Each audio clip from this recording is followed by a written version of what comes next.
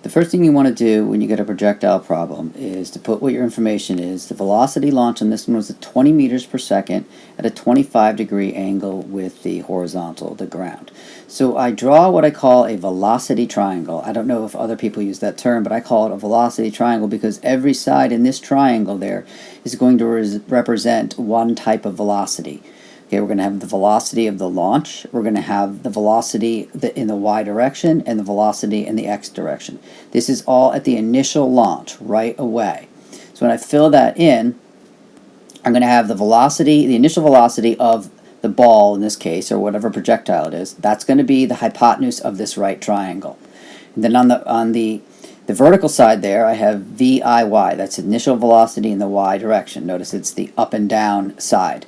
And then underneath there to the horizontal side, we've got the VIX. That is the initial velocity in the x direction. Now, our goal here is to take the initial velocity, the VI, and find out separately what the components are in the y direction and the x direction immediately upon launch.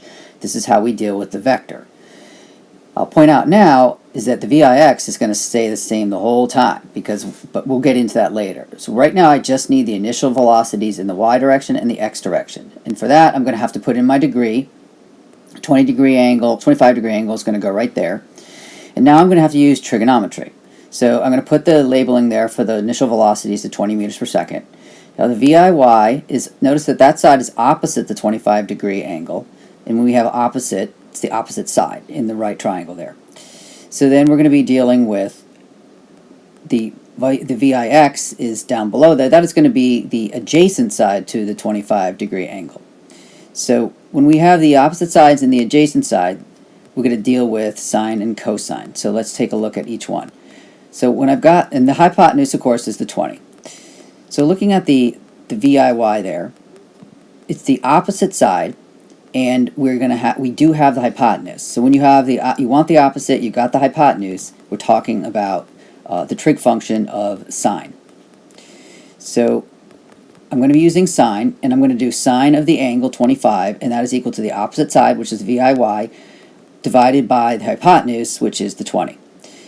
You can multiply both sides of that equation by the 20 to get 20 sine 25 equals VIY, and you can cancel the 20 on the bottom there. So it turns out that the VIY, initial velocity in the y direction, is 8.45. That's meters per second. That's VIY. Now let's deal with the VIX. That's the adjacent side, and we have the hypotenuse. So when we talk about adjacent and hypotenuse, we're talking about the cosine function. Okay, and so I'm going to do the same kind of thing, but use cosine. So I'm going to have cosine of the angle 25 equals the adjacent is the VIX. I don't know what it is. That is over the VI, which is the hypotenuse, which is the 20, and I solve the same way I did with the sine, and it comes out that the cosine, or that the VIX is 18.13. That's also meters per second. So now that I've gotten my initial velocity for both the y and the x, what I want to do is I want to separate that information, and this is really key here, because I find a lot of students, when they're shown in class, and teachers don't necessarily help them organize very well. I use this chart and it helps everyone, no matter what level, whether you're at college, at AP level, regular physics. I advise using this as you go along. And so what I'm going to do is I'm going to make a T-chart. I'm going to separate it into the horizontal, the X information, and the vertical, the Y information. So put an X there and put a Y there. Okay, so now what I know is I have 5 really factors that I have to deal with in every single problem. And some of the things we've got is the initial velocity and the final velocity, acceleration, we've got time and distance, and then time. And what I want to do with those is I want to write down for each component, the x and the y, what do I know? All right, so we already know we have the initial ones. Okay, we have the initial velocities for the y, it was 8.45, and for the x it was an 18.13. All right. Another thing we can always fill out, this is automatic. You always want to make sure that for acceleration in the x direction, it is always 0. Because unless you're having a wind in either direction or something like that affecting the velocity, technically remember that that's independent of the y direction. The velocity that you launch, the x velocity that you launch with is going to be the same when the problem ends. Same thing is the same idea that we always know the acceleration for the y direction, which is always negative 9.8 if you're doing a problem on Earth. So it's nice because you can always fill those in right away in your chart. So what else do we know? Well, we know that the final velocity for the x, no matter whether I'm talking about a question of when the ball reaches its maximum height or the range or whatever, the x, as we said, the x velocity does not change throughout the whole problem. So fill it in. Put the final velocity for x is 18.13. I can't put in a final velocity for y because it depends if I'm talking about, the max height or the range, so we have to leave that blank right now. Another thing we can tell right now, always, these are things that are always true in every single problem. The time of the x information is always equal to the time of the y information because it's the same ball, it's the same projectile, so they have to be equal. So when you fill these out, now this should be the process in every single problem, no matter what the question asks. Now I'm going to go into some examples of what they could ask given the information about the ball launching at that angle. But right now, everyone should be able to go to this point just from the information given. Doesn't matter what they're asking for, so make sure that you get to this point. The two basic questions that we're usually asked when we're learning projectiles, the most common ones are range, meaning how far horizontally does the object go, before it hits the ground. And then the second most common, or we also do at the maximum height, how high does it go? Now, there's variations off that, asking, okay, what is the final velocity, and so on and so on. But these are the two situations that you're going to be dealing with when you're first learning these projectiles. Okay, and so I've got my chart here that I can use for information. So let's take a look at the first question. If it says a ball is kicked, the same ball that I was talking about, has a velocity of 20 meters per second, and it's at an angle of 25 degrees with the ground. How far away will it land? Okay, so what are we talking about? We're talking about the distance or displacement. Sometimes you just use delta. The delta for the x, right? Delta x is what we're looking for. Okay, I need to know that. Well, when we do these, the thing that determines how long that ball is in the air is the information in the y direction, right? Because the ball would keep going forever except for right there, gravity. That's going to slow it down as it's going up, and then going to make it turn around, come back toward the ground, and it's eventually going to hit the ground. Okay, so when we get these problems where I'm looking at how far does it go, which is of course delta x, I first need to look at information in the y direction. Okay, and specifically what I'm going to be looking for is time. How much time until the ball goes up and comes back down? So, and then once I have the time right here, then I'll know that that's the same time as the x direction, and we'll go from there. So 8.5 or 8.45 was the initial velocity in the y direction. And we know that the acceleration is negative 9.8 meters per second. I need to know when the ball hits the ground vertically, so I'm going to do a y direction equation, and it's going to be the displacement in the y direction. That's the one where it equals the initial velocity in the y direction times the time it's in the air plus 1/2 the acceleration, which is negative 9.8 in the y direction, times the t squared. Okay, now when I'm doing range, I need to remember, what am I going to do? I'm going to put in 0, okay? When you look back at your chart, this is going to become, the displacement in the y direction is going to be 0 right there, because I want to know when it's back to the height that it started at, which is 0. So 0 equals, now my initial velocity in the y direction was 8.45. I'm looking for t. The 1/2 times the negative 9.8, which is a negative 4.9 t squared. And I can just factor out a t, and I'll get 8.45 minus 4.9. T is equal to, and then this is going to equal to 0. So when you solve this, we know that the t, if t is 0, we're at 0 displacement for y. Well, that's because when it was kicked, it was the beginning of the time segment. And then solving this one, where we've got the 8.45 minus that 4.9 t, that is equal to 0. So we can just bring over the 4.9 as a positive. 4.9 t equals that 8.45. And then if I just divide both sides by that 4.9, do the 8.45, and that divided by the 4.9, get about, t is about 1.7 1.72 seconds. Okay, that's the time for the ball to go up vertically and come back down to where it began on the ground. So 1.72 seconds, I'm going to go back to my chart. Now I know that the time is 1.72 seconds. And as I said before, it's the same ball, it's just we're breaking it up into two different vectors. So if it takes 1.72 seconds for the ball to hit the ground, that means that in the x direction, it's going to be moving for 1.72 seconds.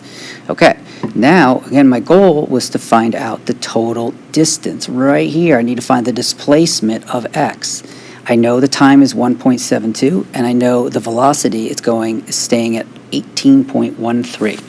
So I'm going to use those two values, and the simple equation is just to multiply the time times that velocity. So I'm going to do an 18.13 times a 1.72, but I'll just do it over here to show you. So just doing it this, we're going to go, the delta x is going to equal the v. I don't even, it's vix, but it's the same as vyx. It's just, I'll just use the vix. Because it doesn't change. 18.13 was the unit meters per second. We're multiplying that times time. Notice there's no acceleration involved in here because it doesn't accelerate in the horizontal direction. So that was times the 1.72.